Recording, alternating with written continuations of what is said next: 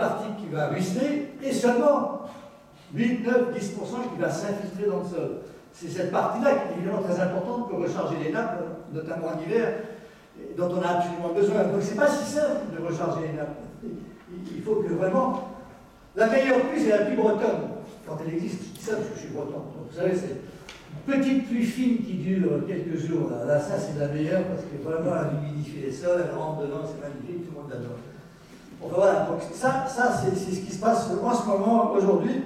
Et puis, bien entendu, comme vous le savez, comme ces glaces fondent, comme la mer prend 90% de la chaleur supplémentaire de l'effet de serre, et bien la mer enfle un peu, parce que ça s'appelle l'expansion thermique, vous avez dû expliquer ça sur votre climat. Et puis, les glaces fondent, et bien, elle va au slow, elle va dans la mer. Et donc la mer monte. La mer monte de plus en plus vite, parce que comme l'effet de serre ne s'arrête pas, on est peut-être à 4 mm par an, là, 3 à 4 mm par an. Et on s'attend à ce qu'en 2100, on soit à 1 mètre, et même pour certains, entre 1 et 2 mètres. Ça veut dire quoi, ça, 1 et 2 mètres? Ça veut dire que vous avez une très grande partie de la population qui va être obligée de s'en aller. Regardez ce qui se passe partout en ce moment. Et comme quelquefois, comme vous le savez, autre conséquence du changement climatique, il y a des cyclones et des ouragans. La mer qui monte. La pression atmosphérique qui descend parce qu'il y a une terrible dépression. Les vents qui poussent. Eh bien, ça donne samedi à New York, avec je ne sais pas combien de morts, je ne sais pas, 13, 14, 15 morts, parce qu'ils n'ont pas fait attention, ils ont évacué. Ça donne des catastrophes considérables. Et tout le monde est à la même enseigne, c'est-à-dire que Shanghai, c'est pareil que New York ou que la Floride. Et souvenez-vous de l'ouragan qui a dévasté nos territoires d'outre-mer. J'ai déjà oublié leur nom,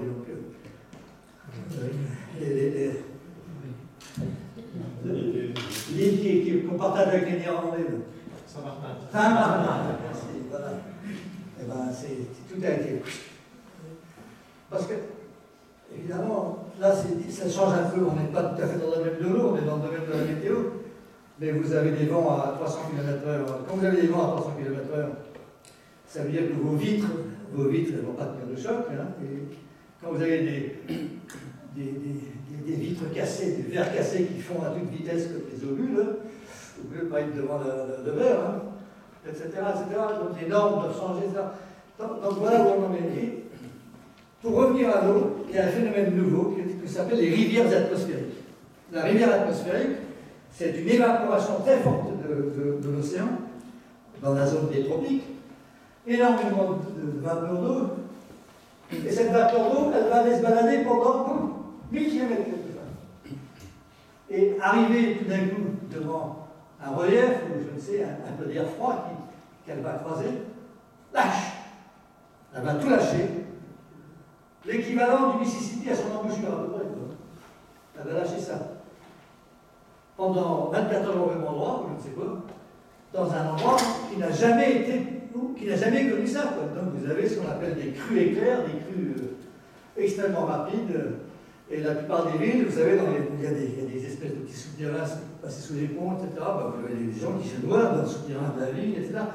Parce que personne n'est habitué à ça. Et donc il va falloir maintenant vivre avec ces rivières atmosphériques. Et c'est plus incroyablement intense. On a connu ça, nous, la Vésubie, souvenez-vous de la Vésubie. On a ça en Méditerranée. Alors, c'est pas aussi beau qu'un ouragan, parce que la Méditerranée, heureusement, elle est plus petite, donc ça rassemble moins de. Mais quand même, la température de l'eau de surface de la Méditerranée est considérable. Et maintenant, on a inventé un nouveau mot pour dire, vous savez, l'ouragan en anglais, c'est hurricane. Donc, ils appellent ça des Medicanes, Méditerranée hurricane, des Medicanes. Voilà, c'est le nouveau nom où vous avez tout d'un coup une très très violente averse, une tempête, quoi. Parce que cette eau s'évapore, elle arrive sur les cévettes. On avait ça pendant très longtemps, ça s'appelle les crues sévenoles. L'air chaud de la Méditerranée chargé de vapeur d'eau va rencontrer l'air froid qui vient du nord et boum. Ça va. Alors, on a connu les ondes romaines, Nîmes, il y en a eu plusieurs, mais là c'est pire que tout. La Vésubie, c'était totalement inconnu, la puissance, la violence de cette tempête. Donc, si vous voulez, la question devient d'autant plus grave que si la mer monte, vous allez avoir des intrusions d'eau de mer dans les nappes douces. Donc, cette intrusion d'eau de mer va encore réduire l'approvisionnement en eau douce. Et puis, vous allez avoir évidemment beaucoup d'érosion dans les côtes. On le voit bien aujourd'hui. Hein. Il n'y a pas que Biarritz, il y a beaucoup d'endroits. Et puis, souvenez-vous, on a eu cette tempête Cynthia, où vous avez des victimes en Charente. Et les victimes ont dit c'est la faute de l'État.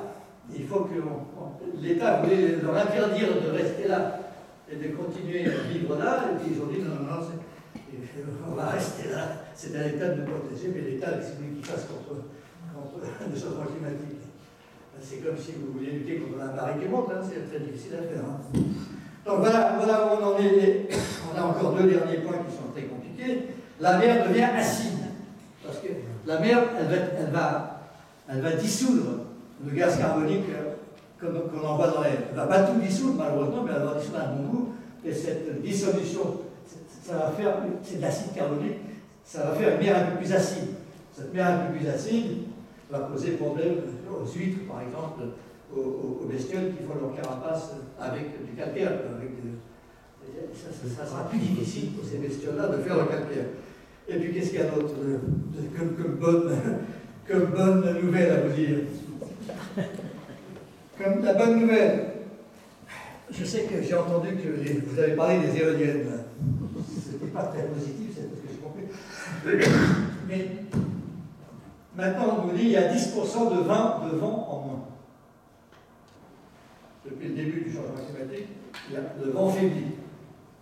Alors, c'est bizarre. C'est un peu embêtant pour des éoliennes, hein, parce que du coup, l'intérêt économique est moindre. Mais qu'est-ce que ça veut dire, ça? Ça veut dire qu'en réalité, on commence à entrer dans une période climatique où il y a beaucoup plus d'anticyclones que de dépressions. Les dépressions, on n'aimait pas ça avant, hein, c'est ce qui nous a amené la pluie, le vent. Quoi. Mais là, à la place, on a des anticyclones, comme celui des Açores. L'anticyclone, il va stabiliser les choses et les bloquer. Et donc, on va avoir des périodes assez longues où il n'y a pas de vent, où il ne se passe rien. Et donc, ça va complètement chambouler. C'est d'ailleurs pour ça qu'on a cette longue période de sécheresse. On a ça, et on a un nouveau phénomène. Alors, pour l'instant, ce n'est pas ma spécialité, mais c'est assez amusant. Ça s'appelle la goutte froide. C'est-à-dire que le temps, vous savez comment ça se passait, la planète. Tout ça, on trouve ça maintenant grâce aux satellites. On avait autour du pôle Nord un courant de vent, des jets qu'on appelait le vortex polaire. Ce courant de vent extrêmement fort d'altitude maintenait le froid au-dessus du pôle Nord. Mais avec le changement climatique, au lieu d'être circulaire et de maintenir le froid, il commence à faire à être sinueux, et de temps en temps, il laisse passer le froid. Et donc, vous avez des descentes polaires, comme ça, tout d'un coup, d'air glacial, ce qui fait que tout d'un coup, les gens qui disent pas le changement climatique, je ne crois pas, regardez, il y a de l'air froid, enfin, bon, etc. Donc, ça permet à M. Trump de faire des blagues là-dessus. Mais par exemple, il y a de l'air froid qui est arrivé jusqu'au Texas il y a 2 ans, ou l'hiver avant. Tout a été gelé parce que c'est du jamais vu. Bon, donc, la vérité, c'est que ça se détraque, et la vérité, c'est que je suis incapable de vous dire ce qui va se passer. Parce que le changement climatique est totalement inédit, donc on ne sait pas. En ce moment, il y a une bonne nouvelle au sens où les pays développés ont atteint leur pic d'émissions, c'est-à-dire que les pays développés envoient de moins en moins de gaz à effet de serre, mais ils l'embinent quand même, hein, il faut même aller plus vite. Mais au moins, il y a eu un pic. En revanche, les autres pays qui se développent, eux, ils disent, moi je veux me développer, hein. Donc eux, les envois de gaz à effet de serre augmentent dans toute une partie du monde, qui sont le monde qui se développe. Donc voilà où on en est. Donc ça veut dire quoi? Ça veut dire que le changement climatique, il ne s'arrête pas, il va continuer. Et ça veut dire qu'il va falloir s'adapter à cette nouvelle donne de l'eau. Et cette nouvelle donne de l'eau, elle va nous obliger à revoir les choses. Parce que si vous êtes dans votre petit bassin, parce que la France a inventé une manière de gérer l'eau qui est très en avance sur les autres. Elle a inventé la gestion par bassin versant. Donc vous avez le bassin de la Seine, le bassin du Rhin, le bassin du Rhône, le bassin de la Garonne. Et là-dedans, les gens s'organisent pour savoir comment partager l'eau, comment on va faire, comment on va investir, etc. Ça, c'est très bien, mais si vous avez une rivière atmosphérique qui arrive sans que vous soyez au courant de tout, et que tout d'un coup, qui voit tout, vous êtes obligé maintenant de regarder ce qui se passe. Vous êtes obligé de regarder la Nina, le Nino, c'est-à-dire le climat à l'échelle mondiale. Et là où nous en sommes aujourd'hui, c'est bien ça. L'eau, qui était une ressource locale, que l'on gérait localement avec les gens du coin, les industries du coin, le moulin, etc., et bien maintenant, ça devient une ressource mondiale. One water, c'est une seule, il n'y en a qu'un. Il y a une seule eau pour tout le monde. Et cette eau, on sait la suivre. On sait même comment cette eau peut descendre dans le sol profond, dans le manteau, si vous voulez, dans le volcanisme. On sait même que donc, ça hydrate les roches, ça les rend plus souples et ça permet la tectonique des plaques. Donc l'eau joue un rôle absolument considérable un petit peu partout. Je ne le connais pas toujours, mais on voit cette eau qui ressort ensuite dans les volcans, on voit de la vapeur d'eau, etc. Donc on sait la suivre partout. Et donc, la question c'est est-ce qu'on peut gérer ça de manière mondiale? Non, on est bien obligé de continuer à gérer localement, mais on voit bien qu'on est obligé d'avoir des alertes mondiales, de suivre ce qui se passe, parce que ça peut nous arriver dessus, etc. Et puis regardez ce qui se passe avec les incendies. C'est sûr qu'avec tous les incendies, ce serait pas mal d'avoir des réserves d'eau quand même. Bon, et donc maintenant on se dit, bon bah c'est très bien, il va peut-être falloir stocker l'eau. Parce que comme il n'y a pas de neige, il n'y a pas de neige, regardez la Garonne, ou même le Rhône, la Garonne. Avant, il y avait de la neige. Et donc, il ne pleuvait pas trop en hiver, parce qu'une partie de la pluie, c'était de la neige. La neige s'accumule sur les montagnes, et en été, s'il ne pleut pas, c'est pas grave, la neige, goutte à goutte, vous envoie de l'eau pour l'été. S'il n'y a pas de neige, il va pleuvoir beaucoup en hiver, il ne va pas pleuvoir du tout en été. Il n'y aura pas d'eau en été. Et donc maintenant, la question, c'est est-ce qu'on peut garder de l'eau d'hiver pour l'été? Alors vous avez toute une partie de mes amis écolos qui disent ah non, il ne faut pas faire de réserve d'eau parce qu'il faut laisser le saumon remonter le fleuve jusqu'au bout, il ne faut pas faire de barrage, etc. Bon, c'est une vraie question. Et donc, moi je discute avec des amis qui sont dans les mines. Ben, ils disent il y a des carrières, il y a des gros trous, on peut peut-être stocker l'eau dans les carrières, ça ne dérangera personne, etc. Donc il faut travailler à ça. Comment est-ce qu'on peut garder l'eau pour quand on en a besoin? Allez, il faut bien avoir une réserve. Avant, on ne fait peut-être pas de barrage, mais peut-être des retenues. On fait des retenues sur les collines. Comment on fait? Comment est-ce qu'on s'organise? Et en France, il y a des discussions maintenant. Hein, ça s'appelle des projets de territoire pour l'eau. Et il y a celui qui veut absolument pas qu'on fasse un barrage. Il y a celui qui veut absolument qu'on fasse une bassine, etc. Et tout le monde s'engueule pour essayer d'arriver à une solution. Et il va falloir le faire. Parce que c'est très bien de faire remonter le saumon, mais enfin, s'il n'y a plus d'eau en été, le saumon, il n'ira pas bien là non plus. Quoi. Donc voilà un petit peu la question, si vous voulez. Donc le gouvernement français, comme pour l'énergie, dit ben, on va réduire de 10% de la consommation d'eau en France. Donc voilà l'effort auquel chacun est appelé. Mais on a plus que ça, c'est-à-dire que l'eau et l'énergie ont partie liée. Les barrages, les centrales, etc. Aux États-Unis, 15% de la consommation d'énergie, c'est pas rien, 15%. Ça va à l'eau. Pour aller la pomper, pour aller la nettoyer, pour aller la distribuer.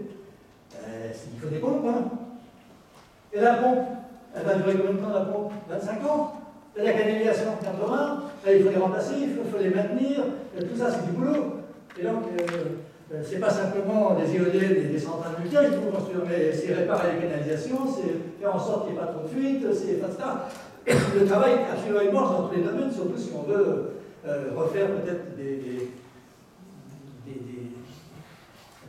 réservoirs, et revoir un petit peu la politique de l'eau. Et puis vous savez quelque chose de formidable, c'est que dans la station d'épuration, vous savez ce que c'est qu'une station d'épuration, c'est que dans votre maison, dans votre commune, vous servez de l'eau, ensuite elle s'en va dans les tuyaux, et elle va à une station d'épuration où l'eau est nettoyée. Toutes les eaux usées, elles sont chaudes par rapport aux eaux qui arrivent de la rivière, etc. Elles sont chaudes. Et donc maintenant, on commence à récupérer la chaleur des eaux usées pour faire de l'énergie.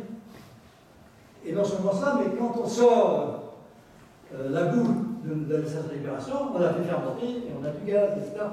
Donc, l'eau contribue aussi à l'approvisionnement en énergie du pays, parce qu'on en a besoin. Donc, vous voyez, ce qui est formidable maintenant dans le métier, c'est que tout est lié. L'eau, l'énergie, c'est lié. On essaie de faire tout ça ensemble. Et bien entendu, on a besoin de la nature en bonne santé, parce qu'autrement, on n'y arriverait pas. Peut-être que je vais m'arrêter là, et peut-être qu'il va falloir passer aux questions, non? Parce qu'il faut que je boive un coup, là. De l'eau.